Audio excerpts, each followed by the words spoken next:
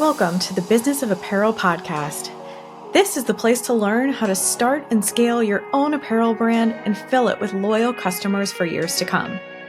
I'm your host, Rachel Erickson, owner and CEO of Unmarked Street, and I can't wait to share this episode with you. Welcome back to the Business of Apparel podcast.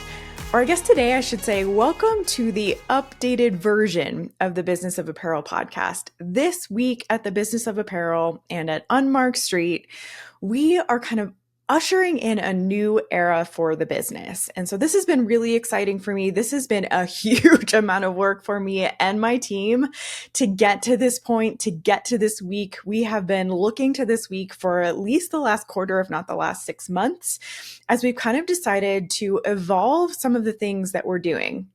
So this coincides quite a bit with some things that are going on in my life right now. So on the personal side, I just turned 40. We are celebrating my 40th birthday this year. My husband and I are getting ready to go on a Bahamas vacation, which is so well deserved. We have not been on a vacation in a while.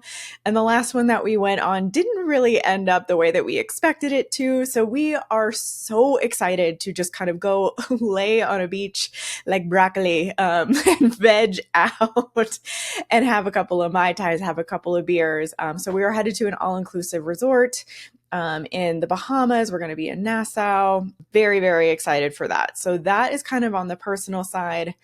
I think this new era for me also ushers in a nuanced, way of taking care of myself that is a little bit new. So as I'm entering into my 40s, I'm aging a little bit. I'm starting to notice my age a little bit. I'm no longer in my 20s and 30s where I can kind of eat what I want and have an extra beer at the end of the night and feel okay the next morning.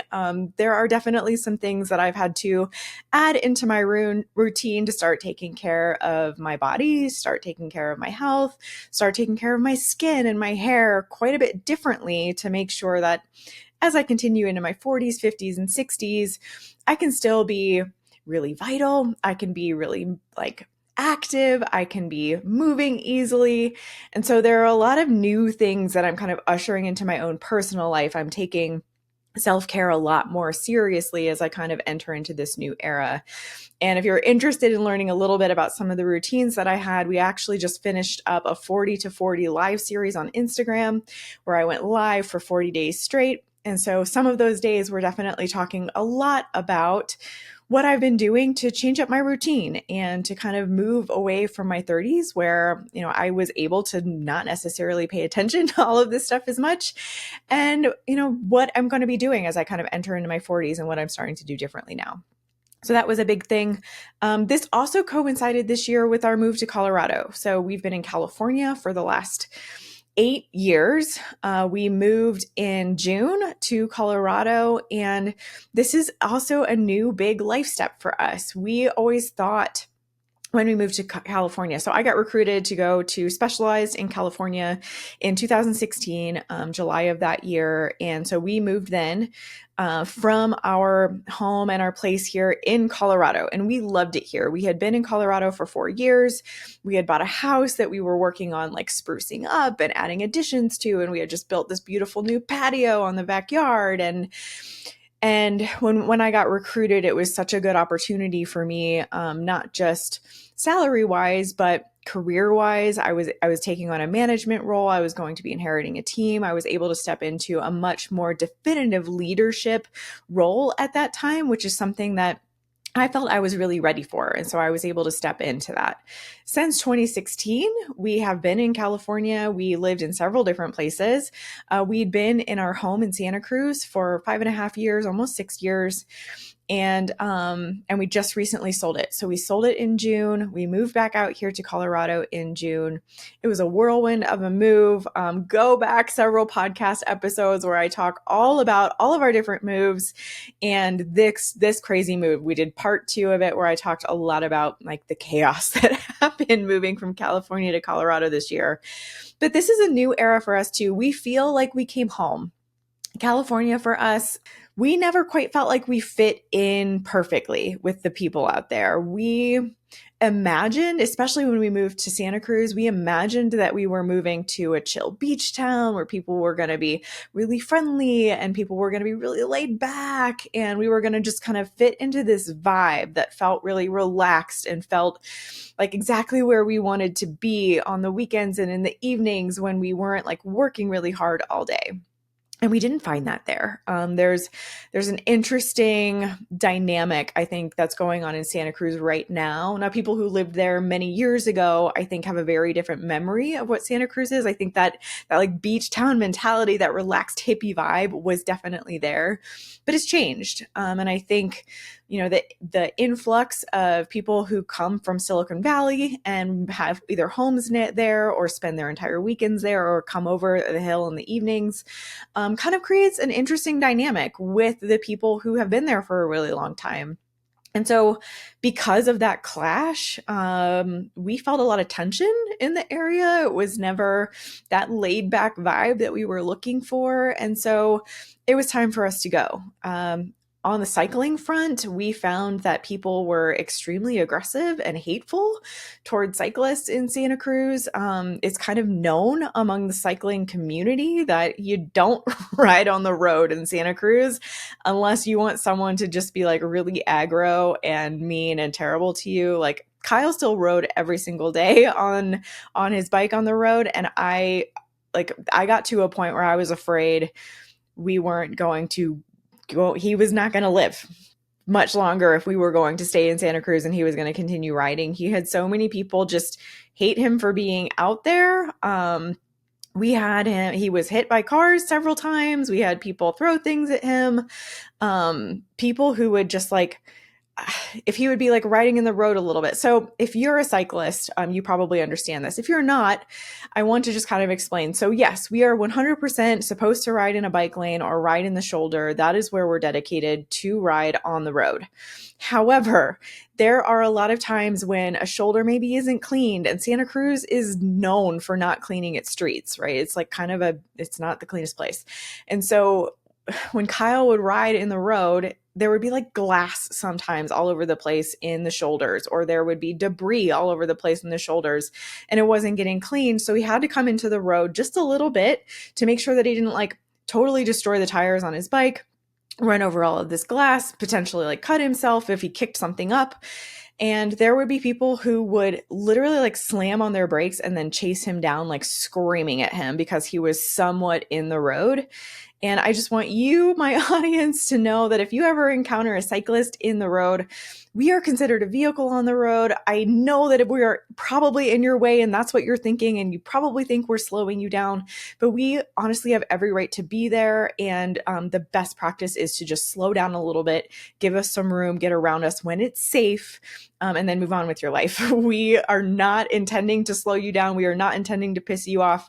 We are not intending to be in your way in any way that is like the opposite of what we're trying to do. And so just have a little bit of patience.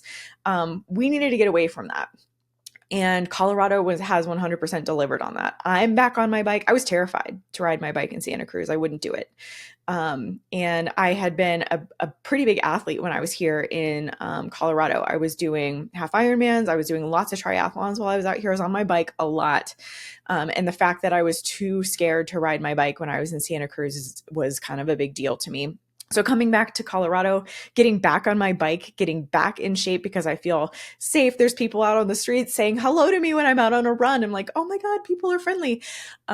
It's a big deal for us to be back here. We feel like we're home. We feel like we're with our people. We feel safer here. And so we're a lot happier here too. So this is all coinciding with, like I said, this new week.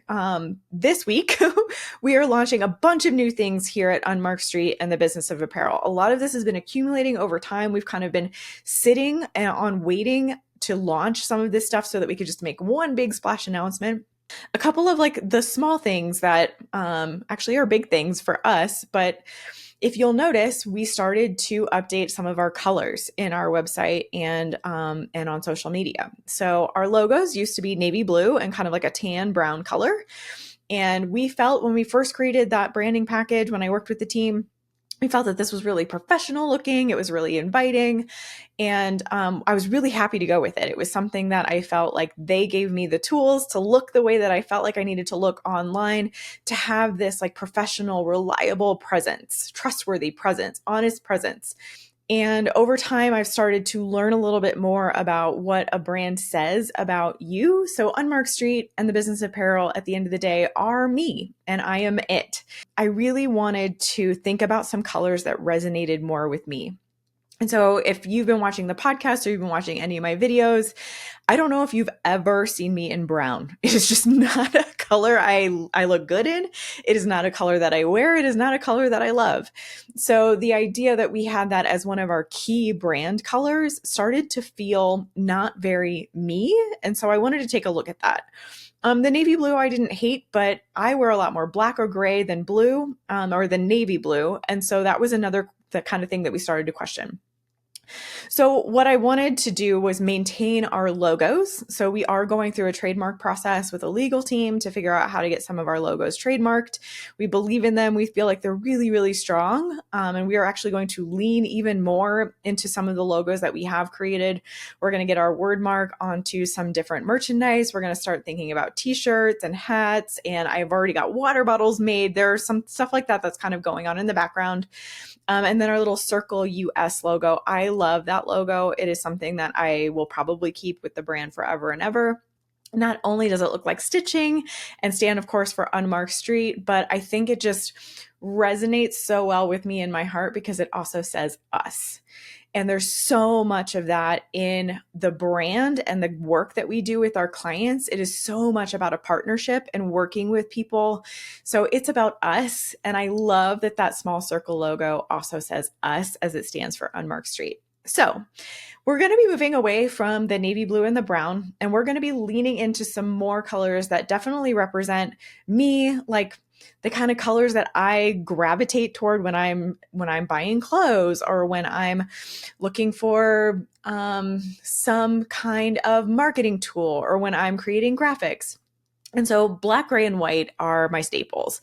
I have a closet full of black, gray, and white clothes. I just think that those are really like clean, beautiful colors when we talk about decorating our house. Black, gray, and white. Like our walls in our house in Santa Cruz were all white. A lot of our furniture was all black. When we're going house hunting and we're looking for potential new house places because we're renting right now, the ones that have like white siding with black shutters, I don't know why I always resonate right toward that. So there's a lot that kind of is said around black, gray, and white that really, I think, reflects me. So we're going to lean into that, number one. And then we wanted to add some pop colors. And so this color, even that I'm wearing right now, this like bright bluish color is something that we're going to start adding to our palette. I already had a bunch of that, again, in my closet. For some reason, my clothes really, I guess, are dictating what we're doing here. And then second, I wanted to lean into a pink. And I've been given some advice on whether or not that's the right thing to do as we continue to work with a lot of masculine brands. We work with a lot of performance sports brands that are out there that are led by really strong men. And I've been given some advice that maybe pink is not the right way to go if that's what we want to do. But I think when it comes to me, if you know me, like I can be strong. I can hang with the guys. I can have a couple beers. I can quote movies to you. I can give you sports stats. Like I can watch sports with you all day long. But at the end of the day, I'm also really feminine and I'm also a girly girl. And my favorite color is pink. So we are also going to be adding a pink to the palette. So black, gray, white, blue, and pink is something that you're going to start to see incorporating more into all of our marketing. We are starting some ads, so you're going to see them in ads. We are also going to be updating the website. Now, the update to the website is a really big project, so we are going to be slowly kind of converting everything over. We've already made a couple strides, but there's been other things that have been bigger on our plate than recoloring the website, but eventually it will get there. So that's one thing that we're doing. I also want to walk you a little bit through kind of what the new schedule is going to be at the Business of Apparel and at Unmarked Street so that if you're looking to get new information from us, you know where to find it. And so, number one, this podcast remains as my priority. I love doing this podcast. I love talking to you every week. We are going to start getting back into our interview schedule. So I know we've taken a couple of months And you've just been hearing from me. And as I've been wanting you to get to know me a little bit better, that's been really important to me. But starting next week, we are going to get back into our interview schedule and hopefully getting every other week back in someone else into the podcast to kind of learn from them. We're going to learn all about different roles. We're going to learn about different brands. And so that is something that is going to be moving forward. This podcast will remain as a new launch every Thursday. So you'll get a new episode every single Thursday. We also blast out of some release marketing on that every single Thursday. And we're also going to be thinking about different ways to maybe amplify the marketing when we're doing interviews if our interviewee wants us to do that. So there might be some more podcast marketing coming out as we kind of move forward. We're putting together what those kind of packages and what that might look like. So that's number one. Number two is my new live show schedule.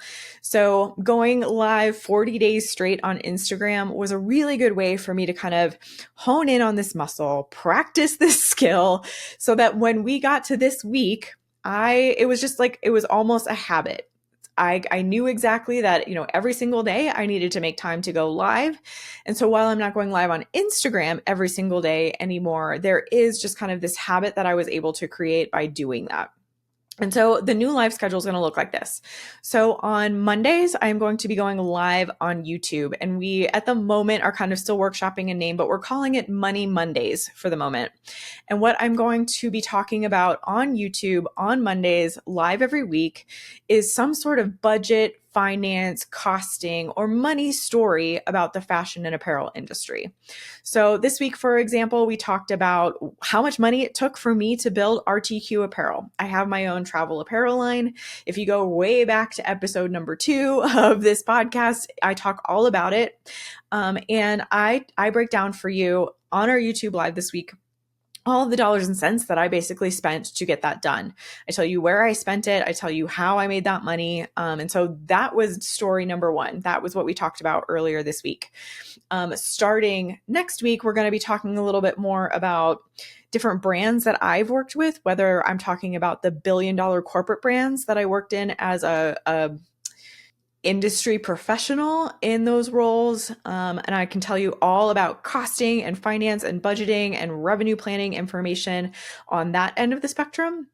I can also talk to you about what it looks like to work with some of our startup brands, things that they've been struggling with in the way of fundraising, things that they've been struggling with in the way of costing for their apparel, working with different manufacturers. What does it cost them to start their brands and get kicked off? So I can kind of run the full gamut on that.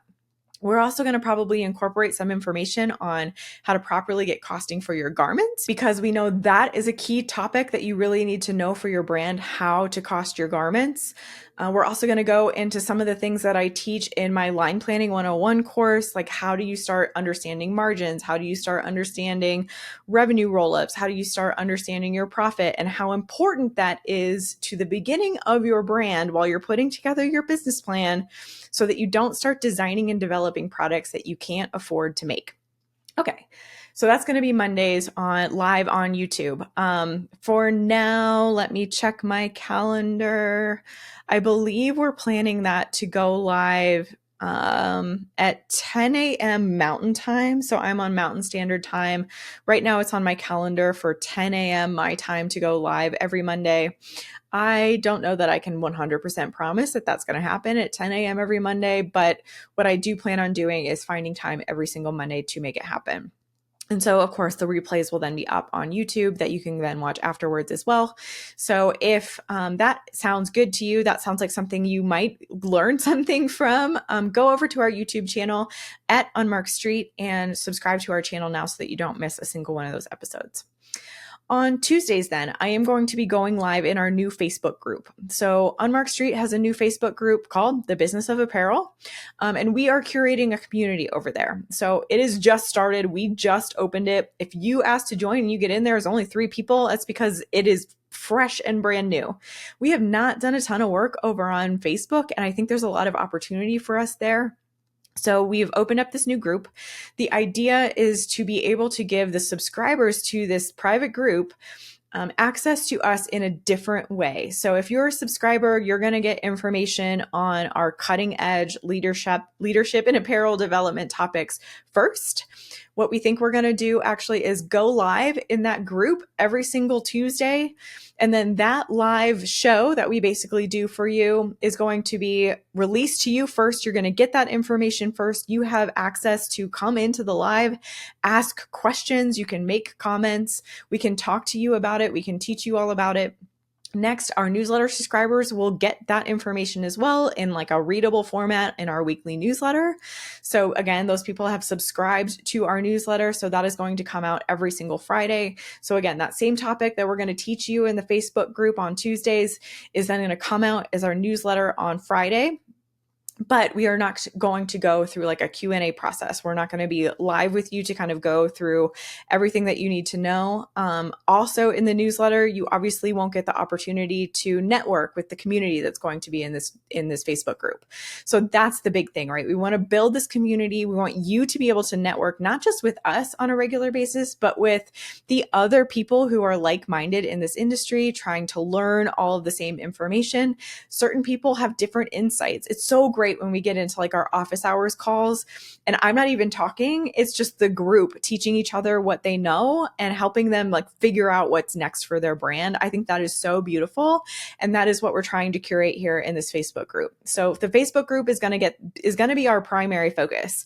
You guys are going to get the most information. So if you're interested in signing up for that, you can go to thebusinessofapparel.com and we have a spot for you to be able to sign up for our Facebook group now. So that is going to be Tuesday live. Again, our subscribers to our newsletter will get kind of a dialed down bit of written information on Friday. And then what we'll probably do is turn that into a shorter public video the following week, which will then launch kind of as the cutting edge video for the following week. So people like who don't follow us or who don't get all of that information aren't going to get the full thing. That's not our intention. We want you to have the most access to the most information if you're part of the group. But it will kind of get distilled down and portions of that video will then get shared out to the public. So that's kind of what we're thinking for Tuesdays. Wednesday, we're going to skip a live show. On Thursday, I'm then going to go live on LinkedIn. And what we hope to do in LinkedIn is take that cutting edge topic, but spin it in a way to see how it speaks to what's going on right now in the apparel and fashion industry news. So the LinkedIn Live on Thursdays that we're going to be doing is going to be a lot more about current events and things that are happening right now in our industry so that we can be having really, really relevant conversations around this topic. There would be a lot of merit, I think, in actually joining both the Facebook group and attending the LinkedIn Lives, because I think that topic is going to be hit in a couple of different ways. And that's the intention, right? We don't want to be just regurgitating the same information anymore, which is a lot of the marketing that we've done in the past. We want to be giving you a reason to show up at different things on different days and get different information so that you can get the full picture and you can get all of this information for your brand for free. That's what our big goal is. So, and then on Fridays, we're going to continue with Ask Rachel Anything. So Ask Rachel Anything on Instagram has actually done really well. I love answering community questions over there. So that's what we're going to be doing for our Instagram live every single week. We'll probably be doing that in the afternoons on Fridays. My kind of spiel over there is like right after I sign off for the week and I'm ready to start my weekend, I go live with you and answer a question. We're going to be starting to take some weekends off. So no more lives on the weekends is our intention. As we kind of come out with the next set of workshops, we are also going to just be doing those Monday through Friday. It's my intention to honor my team's time really well. I don't want them to feel like they have to be working on the weekend anymore. I don't want me to feel like I have to be working on the weekend anymore. I want to start kind of going into a better flow with this work that we're doing while we're getting better information out there to you. So that's coming up. We recently just did our Timekeepers workshop, which went extraordinarily well. We are so excited to have gotten all of that timeline and calendar information out to the people who signed up for that workshop. All of the registrants also got those replay videos, so they were able to follow up with them and watch all of them afterwards on their own time if they needed to. Our next free workshop that we're going to be doing is coming up in October. we are going to be talking about SKU rationalization again. So even though this is a topic I've talked about a lot, it's also one of the top topics that we get asked about a lot continuously. So even though I think I did a workshop on this back in 2023, we continue to get asked to kind of do that again. So this is going to start being a cadence. We are going to continue to host our timekeepers workshop every 6 months. So if you missed this past timekeepers workshop that we just did in August, we are going to be redoing it again in 6 months. So you can get on the wait list for that, and you'll get all the information when that's coming out.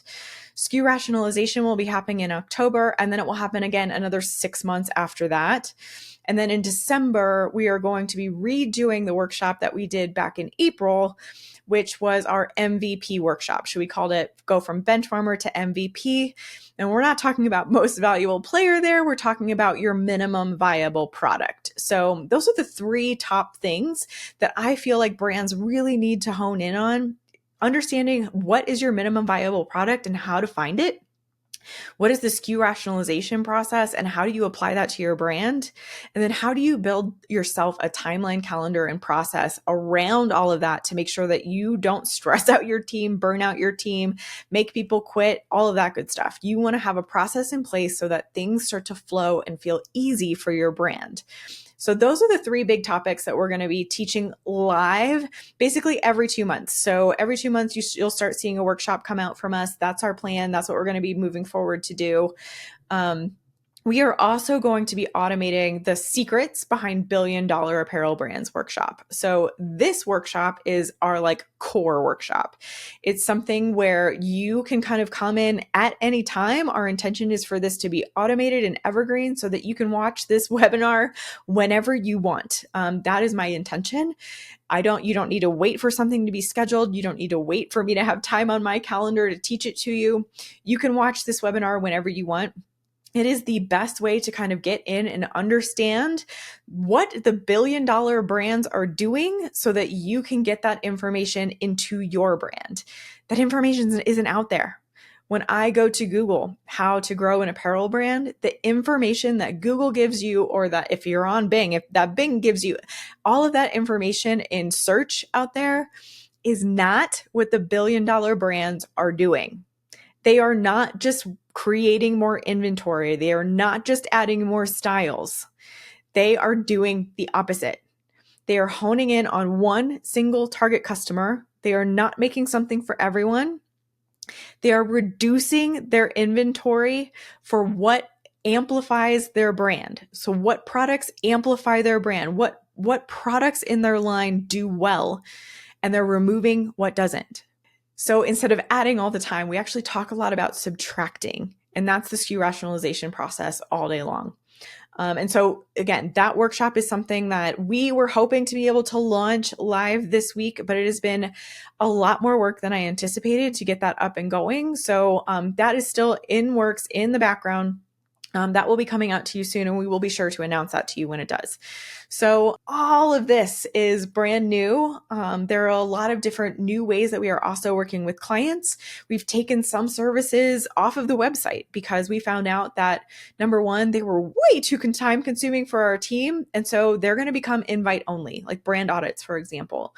We were doing a couple of different brand audits this year, and good Lord, are they taking up a lot of my time. I wanted to automate this workshop for you, Secrets Behind Billion-Dollar Apparel Brands, and I've been doing brand audits. And they are taking up a ton of my personal work time to set up these brand audits and to do them really well for these brands, which is great. But I don't have the time to just be taking them on all the time the way that we were for a little while. So we are going to kind of take those down off of the website, and we are going to be doing them by invite only with standing clients. And so if you're interested in a brand audit, like let's say you're out there, you're not a standing client, you're interested in getting either your 10-year business plan down on paper, or you want someone to scrub your apparel line for you, like look through all of your numbers and tell you what's performing well and what's not, you can reach out to me. You can go to unmarkedstreet.com/apply, and you can put in the comments that you heard on the podcast that Rachel said I could reach out to you about brand audit information. Even though I'm not a standing client, we'd love to explore this opportunity. You can definitely do that, but just know that otherwise you're probably not going to be able to find that information on our website anymore. So there's some stuff like that that we're really looking into. We really want to maximize our time with our standing clients because they deserve the top performance from us. And that is number one. Our number one thing is reliability, trust, and communication. So if we're not doing those three things with our clients every single day, then we fail every single day. And so that is our priority. That is what we're going to continue to lean into in a way that I don't think any other brand does. And in order to do that, we need to be really decisive and we need to be really picky about what we spend our time on. So a bunch of stuff like that is kind of coming. I am really excited for this new announcement. I am really excited to be heading out on vacation. And I would really, really love for you to help us by leaving a review for this podcast. It means the world to us that you are listening. I love doing this podcast. And so if you would leave a review for us or share it with somebody who you think might like it, please do so. I'm just so grateful to all of you who have already done that. Last but not least, if you are watching us over here on YouTube, I ask that you please like and subscribe to this video and to our channel, and we will see you next week. Thanks for being here today. Thank you so much for listening to the Business of Apparel podcast. I would so appreciate hearing your thoughts on the show, and if you know someone who could benefit from it, please share it with them. My biggest desire is to help other apparel professionals understand the nuances of our industry so we can all work toward making better product for a better world. If you would like to connect further, I'd love to invite you to send me a message through my website, thebusinessofapparel.com, where I do weekly trainings through my YouTube video channel, a weekly newsletter, blog articles, and so many more resources to help you start and scale a profitable apparel brand. This podcast is produced by Box 7 Media, who I cannot speak highly enough of. If you're looking to start your own podcast, you can reach out to Jeremy at Box 7 Media on LinkedIn anytime.